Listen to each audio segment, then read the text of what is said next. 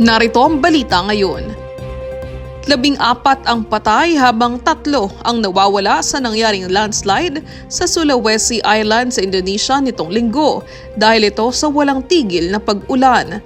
Ayon kay Local Police Chief Gunardi Mundu, 4 na bahay ang natabunan ng landslide sa Tanato Raha District sa South Sulawesi Province. Nagsagawa agad ng search and rescue operations ang mga sundalo, pulis at volunteers sa nayon ng Makale at South Makale kung saan isang 8 taong gulang na bata ang kanilang na-rescue na dinala naman agad sa malapit na ospital. Ayon kay National Disaster Management Spokesperson Abdul Muhari, 11 bangkay ang kanilang na-recover sa Makale Village at 3 naman sa South Makale. Hinahanap na nila sa ngayon ang 3 pang nawawala, kabilang na ang isang 3 taong gulang na bata.